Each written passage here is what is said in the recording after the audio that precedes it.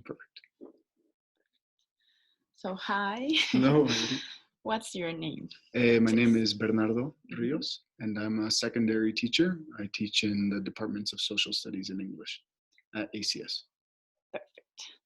So I am going to ask you a couple of questions, so we can know a little bit more about the development in the school and in the classrooms and outside the classrooms too. Okay, perfect. So, what curriculum does the school follow? To what extent does the curriculum itself explicitly focus on 21st century skills and international mindedness?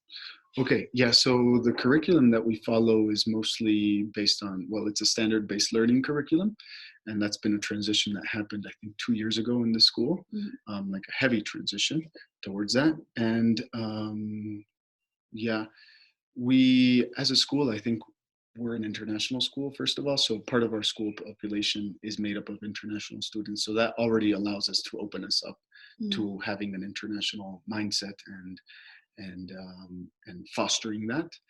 However, with the 21st century skills, I don't think there's like a particular thing in our curriculum that assesses that. But I think it's encouraged. I think it's highly encouraged for most teachers to think more broadly and to not just focus on achieving those standards, but the way of getting to those standards and objectives can allow for 21st century skills to be involved. Perfect. And then, well, how much autonomy is allowed for teachers to modify curriculum, standards, and assessments in their classes? Right. So with regards to this, I think when it comes to the standards, I think there's little to no modification that can really take place. But the steps that you take to reach those standards, I think that's where there is some autonomy for the teachers. And maybe so in assessments too, right? And maybe not what? In assessments? In assessments, yeah, as well.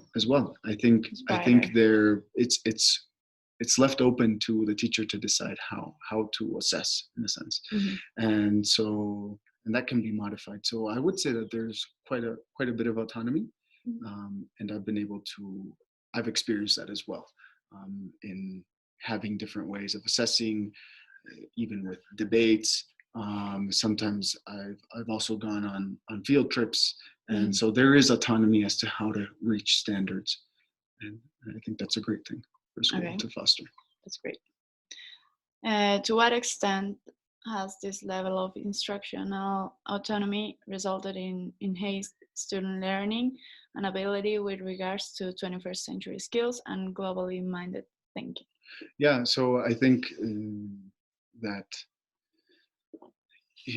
this autonomy is very beneficial to creating learning experiences and positive learning experiences, especially as we're moving away from sort of a direct form of teaching, which would be more teacher-centered, right? And so I think, for example, I recall the field trip that I took with one of my social studies courses, and there what was amazing was that it became a learning experience, and the observations that we made during this trip are now having a profound impact on the material, because we're confronting the textbook or our resources with the reality, and I think that's wonderful, right? And that promotes a different way of seeing things.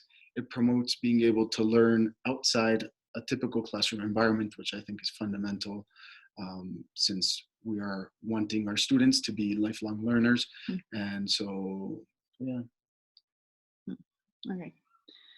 And do you think, in that same question, that like globally minded is also applied in one way? Well, as part of our mission of the school, which is back there, we're challenging and inspiring students to be critical thinkers, which is a 21st century skill, lifelong learners, which we spoke about, and responsible global citizens. Okay, so I think that there is a push in the school to foster this. Now, I think that's left up to each individual teacher as to how much they want that to be a part of their teaching and the curriculum, right?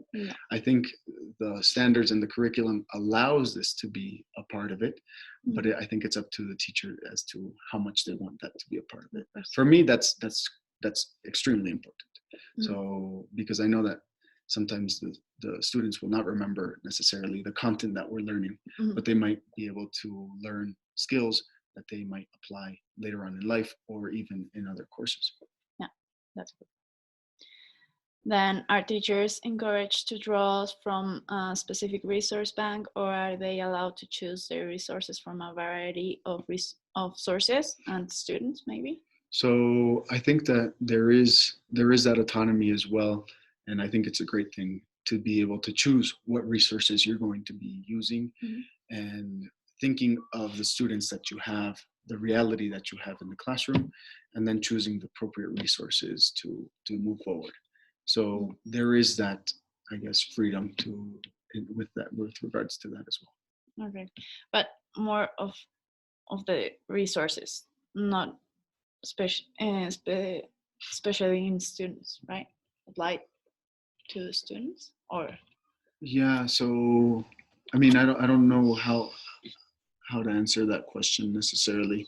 But um, I see greater freedom in being able to choose different resources. I don't know how it would be with regards to students. like if you can choose your own students, I think, and or if you Ah, can choose to whom you apply each source. right. I mean, I think that's where differentiation comes in, and that's Mhm. Mhm. that's one of the most difficult things. And I think Yeah. that speaks of the art of teaching. That it really is an art, Mhm. and it's not something that is you apply a certain formula and that's it for everyone. So I think, yeah, that variety of resources could be used to target different objectives for different people who Yeah. move at different paces. So that answers the Yeah. question. Mm, yes. Thanks. And what professional development opportunities are offered to your teachers, or in this case, to the teachers? How often are teachers encouraged to take advantage of professional development? So I think that there's a much bigger push now for professional development, Mhm. and I think it has several different areas. There's recently been a document that's been created that speaks of the overarching goals and objectives that the school wants to achieve in the next 5 years. And so I think if the teacher is pursuing some sort of professional development, let's say in STEAM or project-based learning or child protection policy or other opportunities, there is that chance. Mhm. Often it is the teacher itself that is going to be seeking these, and if I think if they fall in line with the objectives that the school is seeking as well, they might be able to at least partially finance it or assist in financing these initiatives. Mhm. So there is some degree of openness from the school as to the professional development, and there I think we also have opportunities as teachers every now and then to have a professional development within the walls of the walls of the school, Mhm. um, and could I think that's beneficial, but I think that there's some things that could improve Yeah, as well. totally. Then, how often do you see significant changes to classroom instruction or department staff mindset following a professional development experience? If not such significant changes, why do you think that is? And how do you think that engagement in and practicing of skills and concepts learned in professional development can be improved in the future post experience? Right. Okay. So that's a really complicated question, but it's a really fascinating one because I see that weakness in the school. Right? There Yeah. are opportunities for professional development. You don't necessarily know who is seeking professional development at which point, which I think is a little strange. Um, and then when there is some professional development offered to the teachers as a whole, Mhm. I think from that and the concepts that are transmitted and what is given to seeing an impact or a change in the instructional methods that we're using in the classroom day by day, there's a huge gap there. Yeah. So then the question was asking, if not, if you don't see this, Mhm. then what could be done better? I think giving the proper place to these professional development and making sure that there is enough time for this. Because oftentimes what I've seen is that when there was someone presenting on project-based learning, for example, Mm-hmm. or yeah, I think that was one of the latest ones that we had there. Well, one, it's hard to bring everyone together and to already, we all come from different experiences and backgrounds. Some believe in this type of method, others don't, and so that's also a gap. However, it seemed like there wasn't enough time given to the person because there were other things to attend to. So if there's going to be like professional development, have it be solid professional development and make sure that the timing is right and that there's no other things Mm-hmm. that need to be taken care of. Because if not, then it doesn't seem like that's as important as it really Yeah. is. Maybe replacing a couple of meetings that we have, like the staff meetings from Yeah, Wednesdays. And honestly, I think that would be a great thing. I sometimes wonder as to the purpose of the staff meetings, as to the why. Um, so I think from the part of the school, there needs to be a greater awareness of the importance of time for the teachers and time well spent. So if there's going to be a meeting, have it be purposeful. If there's going to be professional development, have it be purposeful, and also have there be a follow-up as well. yeah, Because I think that there's many opportunities here, there, but then in the end, that is not permeating and not hitting at the essence of or changing the school yeah, essentially. I think it might superficially, or it might a couple of people here and there, but as a whole, it's not making a big of an impact. So yeah. I definitely think that there's something there to be assessed. Okay, yeah, that's great. And in what ways do you promote international mindedness, mindedness Yeah. outside of the classroom? How successful have these activities, initiatives, strategies been? Okay, so ways I promoted international mindedness. I Mm-hmm. think for our context of the school that we work at is, well, the students come from a privileged background.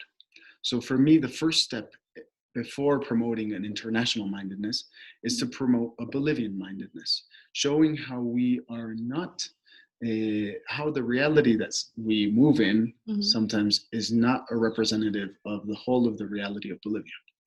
Okay, so I think especially in my social studies courses, I often notice that the curriculum is very much Western based, meaning developed world based.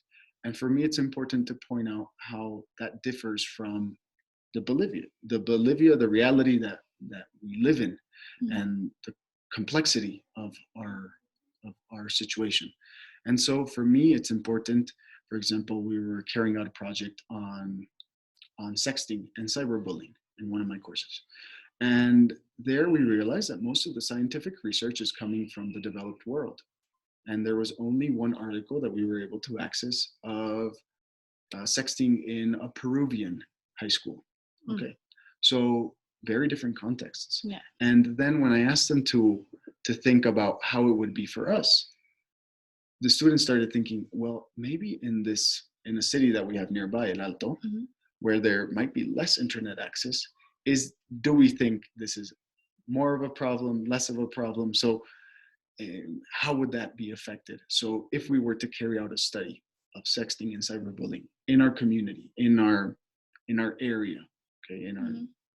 in our area, how different would that be? And that would not represent a whole of Bolivia either, Yeah.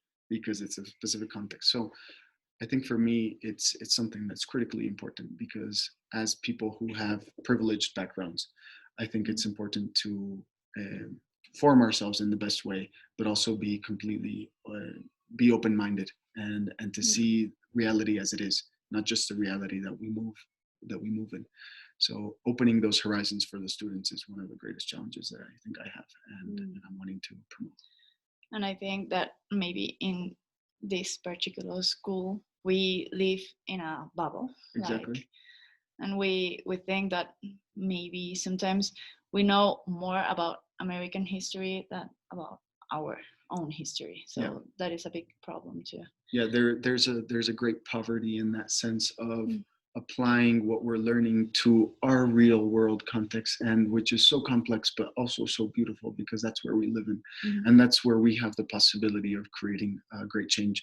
So for me, it was wonderful when two students came up to me maybe about a month ago, and sparked by a conversation and debate we had in class, they are wanting to take action with regards to an environmental concern that they have, um, now as ninth graders, right? And I think that that's wonderful, right? Because that shows that they're thinking beyond the walls of the classroom, and that they're not just learning to regurgitate and give it back on the test. That this is something that is impacting them, and I think that's a goal that we should all try to have. Yeah, that's great. Then, do you think that 21st century skills need to be explicitly taught in a lab-based science class, or whatever classroom is needing to apply something specific, or are they inherently being learned through experiments? Okay, so with regards to a science class, let's say, yeah, I don't know if there is, if the standards are specifically, like I mentioned, targeting 21st century skills. Yeah. However, in approaching those standards, I think there could be methods and strategies taken that implement 21st century skills, that then not only are they valuable for science and the carrying out of experiments, but that they are valuable for other courses and their life in general. So yeah, I don't know if that answers the question. Yeah, it does. And do you think that maybe we need sort of the classroom that is prepared for those kind of experience, or lab classrooms? I mean, I think there has to be a flexibility, like with regards to just general classrooms, a flexibility in how the classroom is arranged. I think that that's something that the school could do a better job at doing. With regards to the science classrooms, we do have sections within the science classrooms that are dedicated to labs. I don't know how well equipped they are. However, I know that there is a certain use of technology and things that would allow students to carry out experiments. So, yeah. Great. And what are some ways that students can exercise the transferability of 21st century skills across disciplines? Or why do you think it's so important to provide learning experiences where students can apply 21st century skills learned in one discipline to another content area? Right. I mean, I think that it's a really important thing, as you mentioned, is quite crucial, because these 21st century skills go beyond this classroom, and they can be used in other settings. So for example, if I'm helping fostering critical thinking skills in the way that you research, being critical about where you're receiving your information from, what sources are these, that's something that will then be applied in science as well, if they're carrying out a research project in science. So I think that that's what's wonderful about the 21st century skills, is that they're broad, but that they're skills not only for school, but for life, right? So collaboration, creativity, and those things are, you can be fostered in different ways across different subjects. And the last question is, how can schools assess character qualities like creativity and maybe emotional intelligence? That is. Yeah, I don't think that that's really assessed in the school. Yeah. We assess certain aspects of character already, like just like how responsible the students are, how caring, how ethical, how balanced, and I think that gets at maybe some of these emotional intelligence skills, but it's not targeted directly. Yeah. I think that that's something that should be taught, especially in the era that the students are growing up in, which is not our generation. Their generation is one that is permeated with the use of technology. So I think that often I see that social skills and emotional intelligence would come very much in handy. And so I think that's something that could be targeted a little more head on. It's tough, however, to know how to fit it into curriculum or where to carry this out. Now, as to the other, what was the other? Creativity. Creativity, right. I think that there's opportunities for creativity. I don't know if that forms a part of rubrics of certain projects for different teachers. However, I think that that's a 21st century skill that, once again, is not only for a specific subject, but that can be fostered and applied in different areas. Yeah, totally. But how would you assess? How would I assess creativity? Or emotional intelligence? Or emotional intelligence. Well, I don't know.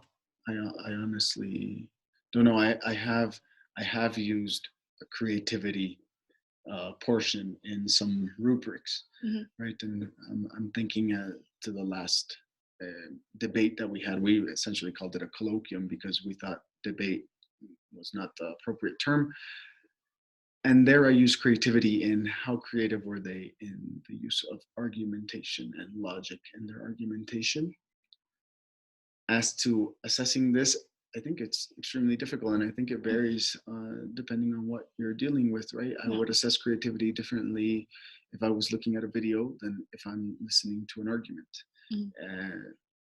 And yeah, or if someone is creating another sort of project. So I would assess creativity differently, but I think that with regards to this, there is, and it depends on the teacher, but there is a sense of the students being able to choose and have a voice of how to present certain things or what to do with information. And I think that that's wonderful because that's when the students take ownership of what they're learning and seek ways in which to present it. Right? So, for example, going back to this cyberbullying and sexting project that I have going on with the 9th grade class, the different groups are deciding to make different proposals as to how to tackle this to raise awareness. And they are the ones who are wanting to raise awareness because they realize that when I speak, or that when someone, say the guidance counselor, speaks about these issues, they don't necessarily listen that much. But how different would it be if it comes from their peers, right? From students that are their age. So some are seeking to create a video. Some are seeking to actually make interviews, have interviews with teachers and students. There's another group that is seeking to create a survey, an anonymous survey, to realize the extent of this phenomena within our community. But also they are having the mind of how different would this be in the school right next door? How different would this be in a different context? So once again, they are the ones, I think, guiding this project. And I think that that's wonderful because then if they are guiding it, they are putting their effort, their creativity, and emotional intelligence. Yeah, as well. So great. That's I hope that works and that helps you. I love. Thank you so much. Yeah, you're welcome. All right.